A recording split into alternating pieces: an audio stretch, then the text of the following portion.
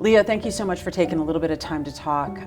Now that you're back stateside after what was an incredible trip, let's talk about how your trip back to your home country came to be.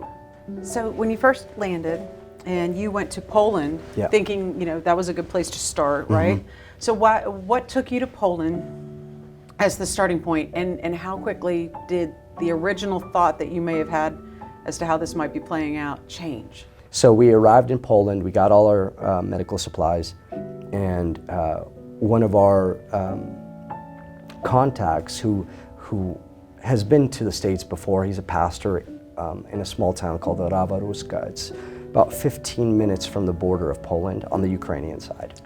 And he met us in Poland and picked us up, and basically the game plan was to go to a refugee center on the Polish side and see what their needs were, see if I could help, see if what I could do. I met with some of the medical providers there at the refugee center and had an opportunity to kind of minister and spend some time with the refugees in the center as well, and met a lot of hurting people, but despite the hurt, there was a lot of joy, a sense of peace that they were safe, that there were no bombs going to be dropped on their homes, or air raid sirens waking them up in the middle of the night. Obviously, they didn't have a lot of essentials, and there were a lot of refugees in this little gymnasium that they were housing them in, but they were safe and they were content. So as soon as I determined that there was not a big need in Poland, we decided, I was actually with my father and my brother-in-law, and they also were compelled to go. But we decided that we needed to go into Ukraine, and that was really where the need was. And so we got all of our supplies, headed to the border, and the border right now is just a nightmare. It's difficult to get in or out, mainly out, but there's a lot of red tape, there's a lot of traffic. It took a full day just to get over the border from Poland into Ukraine.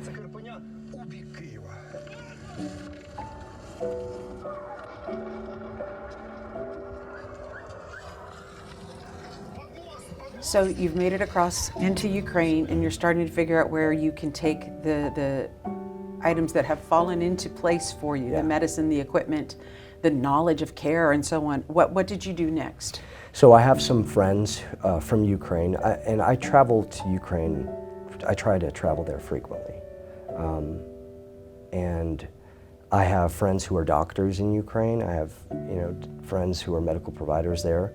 And I reached out to them before we went, and I said, tell me where the need is. I want to get this medicine where it's most needed. And so they helped connect some of those dots. And we had a few villages or hospitals that we knew we needed to get the medicine to. And then you're handing out this medicine, you're handing out the supplies. What was a typical day like for you there once you kind of got into Ukraine and were at a point of distribution? So the majority of the time was traveling from site to site. There were probably 8 to 10 centers that or ministries that we kind of connected with while we were there. Mainly all of them were based out of Lviv, which is a larger city on the west of Ukraine, and the vast majority of refugees are coming through Lviv, or it's called an oblast, which is like a state.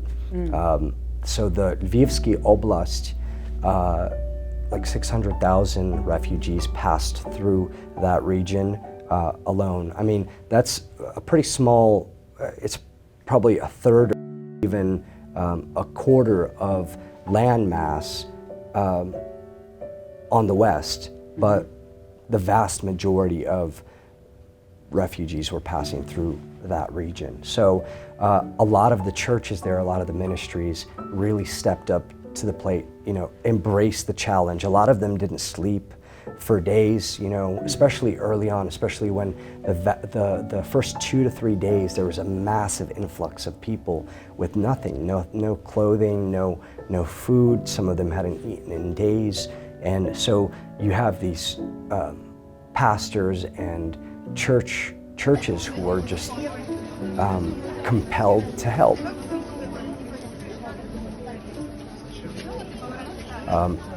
A lot of the churches, a lot of these churches which were turned into refugee centers were basically turning over as many refugees as possible.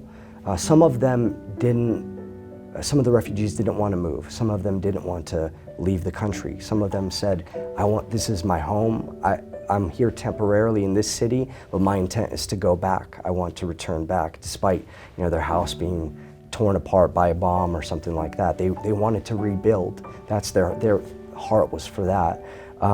But the refugees that did pass through Lvivsky Oblast, these churches would house them for a day or two, feed them, get them their essential, items of daily living, and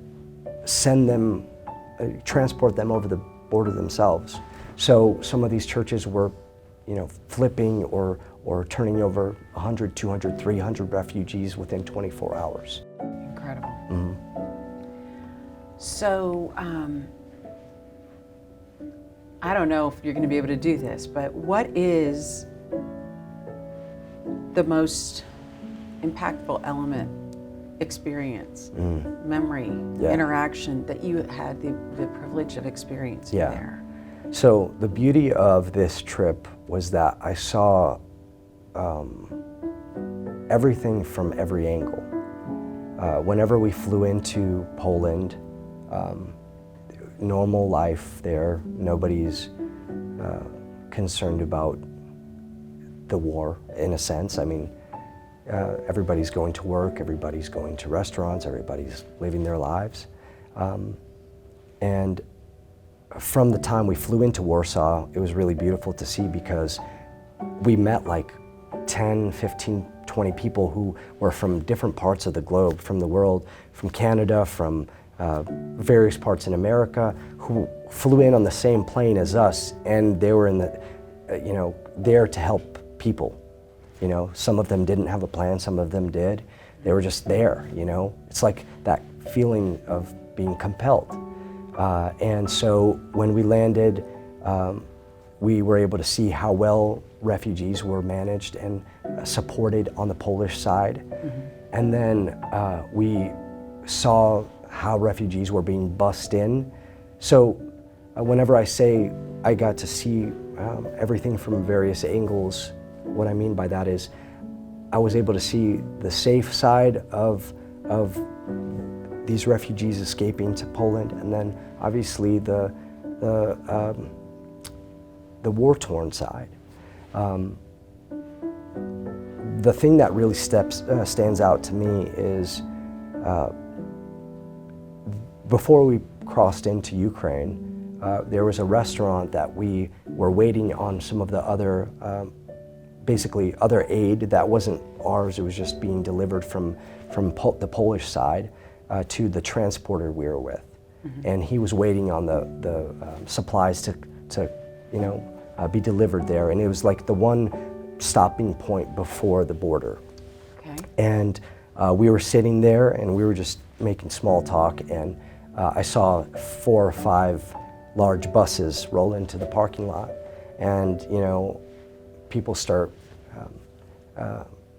kind of leaving the buses and walking into the restaurant, and 100, 200 people filled the restaurant. Nobody really talked much. Everybody was kind of somber and tired and overwhelmed, and maybe a little bit relieved too. Vast majority of them were women and children. I don't think I saw any men. Some old, some young, and the staff at the restaurant fed every single one of them. All these refugees were fed, And I knew they were from Ukraine. I just didn't know what part. I didn't know what their stories were. And as these refugees finished their meals and were ushered back onto the buses, there was an older lady, maybe in her early 70s, that was probably the last one to leave the restaurant. And she was helped up by a younger woman. And as they were walking past our table, I said, "Are you from Ukraine?" And she said, "Yeah, from Kharkiv, which is Far East Ukraine." And Kharkiv is unrecognizable. It's just, the city is just destroyed. Mm-hmm. And she said, "We're from Kharkiv." And she said, "You wouldn't believe what we've lived through." And I grabbed her by the hand and I said, "Can I pray with you?" And she broke down in tears. She just was overcome, couldn't speak. And I prayed with her in English. I don't know how much she understood, but I prayed with her in English. And after we said amen, she looked at me, and it's like instead of sorrow, her eyes were filled with joy. She was so grateful. I didn't offer her anything. I didn't give her any supplies, no medicine, nothing, just prayer. And she was just so grateful. She thanked me. She asked me, she thought I was going to war. She said, "Are you coming to fight?" I said, "No, just to heal people, just to help." And she said, "Just please be safe." And that was it. She went on her way. But that picture and her face is going to be imprinted in my mind forever, because I saw, first of all, what the power of prayer can do, and what a simple gesture of showing kindness, showing concern to someone, even if you don't have anything to give, what it can do, what it can change. Mm-hmm. What can we do? Well, first of all, I think AdventHealth's mission is on display already. I mean, it's not that this is something new. AdventHealth is just continuing what they've always done. And I think that it would be incredible if we could continue partnering and providing the care and support for these people who are in desperate need of, basic medical supplies and equipment, like and medicines like insulin, things that we take for granted that we could buy at the nearest Walmart that people don't have. Basic medical supplies. We have already partnered, and it was seamless. AdventHealth stepped up to the plate and gave in a manner I didn't expect, and provided the exact medicine that was needed. And I wouldn't say anything else needs to happen other than continuing in that vein. I mean, that's already been started. It's a beautiful thing, and just continuing in that regard, I think we could help and change a lot of people's lives and impact a lot of individuals, and truly carry out the healing ministry of Jesus Christ. Is there anything I haven't asked you? Is there anything else? And believe me, we can meet again and talk forever again. But is there anything else that you haven't, that stood out to you, that was compelling, that was amazing? Is there anything you want to say? I just want to say that the prayers of my coworkers was so evident. How many people would write to me and contact me and tell me that they're praying for me. It was tangible.